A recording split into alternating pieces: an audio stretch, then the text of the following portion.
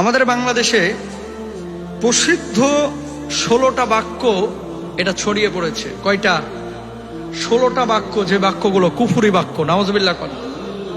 কুফরি বাক্য মানে বুঝেন? কুফরি বাক্য মানে হচ্ছে এই সমস্ত বাক্যগুলো কোনো মুসলমানের বাক্য না, এগুলো কাফেরের বাক্য। কার বাক্য? কাফেরের। এগুলো বুঝে শুনে যদি আপনি বলেন, আপনি কুফরির গুনাহে লিপ্ত হয়ে যাওয়ার সম্ভাবনা আছে। নাউজুবিল্লাহ করেন। সতর্কতার জন্য এগুলো বলাটা প্রয়োজন মনে করছি। 1 নাম্বার, অনেকে বলে থাকে আল্লাহর সাথে হিল্লাও লাগে। নাউজুবিল্লাহ, আস্তে কোন গুনাহ হবে? আল্লাহর সাথে হিল্লাও লাগে। নাউজুবিল্লাহ। হিল্লা শব্দটা এসেছে হেইলা থেকে, যার অর্থ হচ্ছে কৌশল অবলম্বন করা। আল্লাহর সাথে কৌশল অবলম্বন করে আপনি টিকতে পারবেন? আপনি কৌশল অবলম্বন করে চেয়ারম্যানরে ফাঁকি দিতে পারেন, পুলিশরে ফাঁকি দিতে পারেন, আপনার বাপরে ফাঁকি দিতে পারেন, আপনার গার্লফ্রেন্ড বয়ফ্রেন্ডকে ফাঁকি দিতে পারেন। আল্লাহর সাথে কৌশল অবলম্বন করে ফাঁকি দিবেন? আল্লাহু আকবার, আস্তাগফিরুল্লাহ। আল্লাহর সাথে হিল্লাও লাগে, এই কথাটা আমরা জীবনে উচ্চারণ করব না, ইনশাআল্লাহ বলেন। 2 নাম্বার, তোর মুখে ফুল চন্দন পড়ুক। ফুল চন্দন হচ্ছে হিন্দুদের পূজার সামগ্রী। কথা কয় না? তোর মুখে ফুল চন্দন পড়ুক, এটা মুসলমানদের কোনো বাক্য হতে পারে? বরঞ্চ কেউ যদি কটু কথা বলে, কেউ যদি খারাপ কথা বলে, মাআযাল্লাহ বলবেন, আল্লাহর কাছে সাহায্য প্রার্থনা করবেন, আউযু বিল্লাহ বলবেন, লা হাওলা ওয়ালা কুওয়াতা ইল্লা বিল্লাহ, এগুলো বলবেন।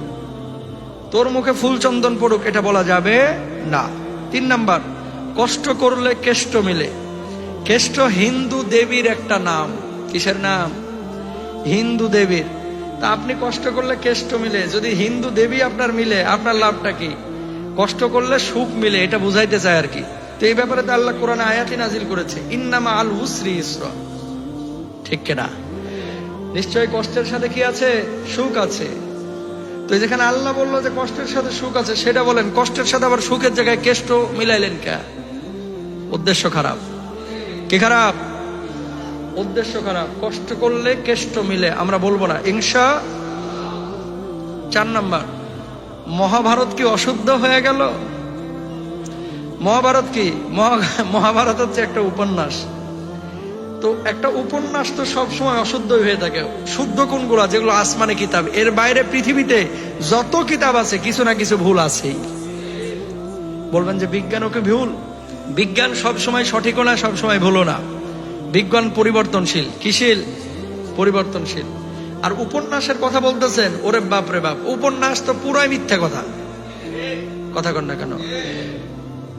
তার চেহারাটা যেন দুধে ডুবানো আলতার মতো। তো চেহারা কি এত লাল কারো হয় নাকি? তো উপন্যাস, এই যে মহাভারত কি অশুদ্ধ হয়ে গেল, এগুলো হিন্দু আনা কথাবার্তা, এটা মুসলমান বলতে পারে? 5 নাম্বার, মোল্লার দৌড় মসজিদ পর্যন্ত। তাহলে আপনার দৌড় কোন পর্যন্ত? আপনার দৌড় মন্দির পর্যন্ত নাকি? আরে মুসলমানের প্রত্যেকেরই দৌড় হবে মসজিদ পর্যন্ত, ঠিক না? দিনে কয়বার? জোরে সরে কন, কয়বার? 5 বার। কিন্তু এটাকে কটাক্ষ করে। নাউজুবিল্লাহ কন। মুসলমানদের দৌড় তো মসজিদেই হবে, কারণ আল্লাহর কাছে পৃথিবীর বুকে সবচেয়ে পছন্দের জায়গা হচ্ছে মসজিদ। খেয়াল করেন। আর সবচেয়ে নিকৃষ্ট জায়গা হচ্ছে বাজার। তো মসজিদের মধ্যেই তো আমার শেষ দৌড় হবে। মসজিদে যারা শেষ দৌড় দিবে, এরা চুরি করবে না, এরা রোডের বদলে বাঁশ দিবে না, এরা মদ খাবে না, এরা জেনা করবে না, আরেকজনের মেয়ে নিয়ে ভাগবে না, এরা কখনো হারাম খাবে না। এই দৌড়ই তো ভালো, যে দৌড় মসজিদে এসে মানুষকে শুদ্ধ করে, ঠিক কিনা? মোল্লার দৌড় মসজিদ পর্যন্ত, এটার একটা খারাপ গালি বানায় ফেলাইছে। নাউজুবিল্লাহ কোন।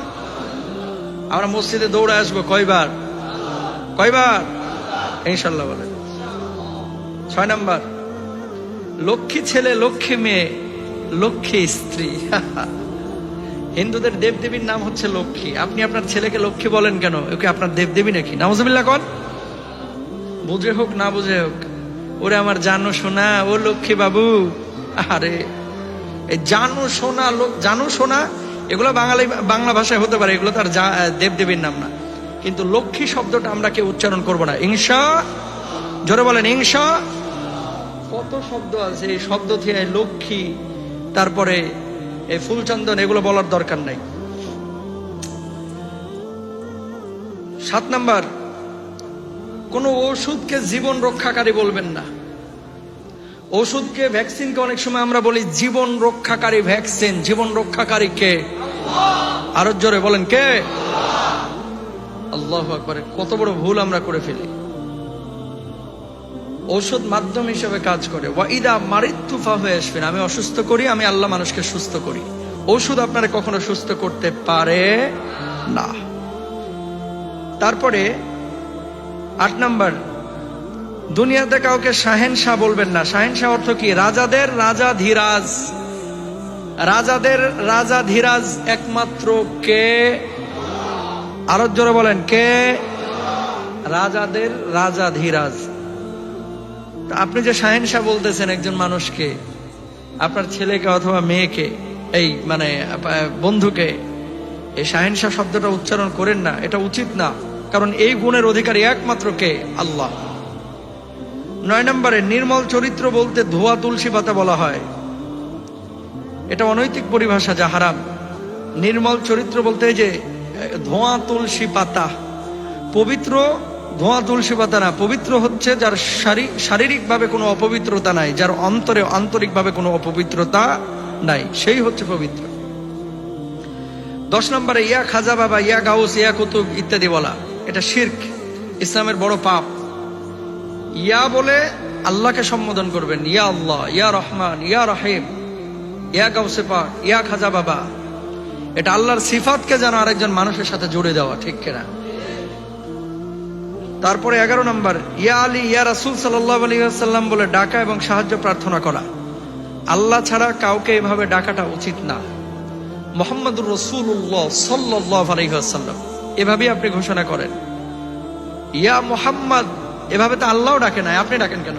তার মানে আল্লাহর চাইতে বেশি বুঝেন আপনি। নাউজুবিল্লাহ কোন? বরঞ্চ আল্লাহ ডেকেছে, ইয়া আইয়ুহান নাবিয়্যু, ইয়া আইয়ুহার রাসূল, ইয়া আইয়ুহাল মুজাম্মিল। আল্লাহু আকবার। আল্লাহ আমার নবীকে সম্মান দিয়েছে, আর আমরা এত বেশি বুঝি, ইয়া মুহাম্মদ বলে ডাকি। নাউজুবিল্লাহ। আচ্ছা, তারপরে বিসমিল্লাহ গলদ বলা। বিসমিল্লাহ গলদ মানে কি? বিসমিল্লাহকে আসলে গলদ? বিসমিল্লাহর ভিতরে কোনো ভুল আছে? বিসমিল্লাহির রহমানির রহিম, আল্লাহর নামে শুরু করতেছি, তো শুরু তো আল্লাহর নামেই হবে। এখন যদি বিসমিল্লাহ গলদ বলেন, তার মানে আল্লাহর নামে শুরু করাটা ভুল।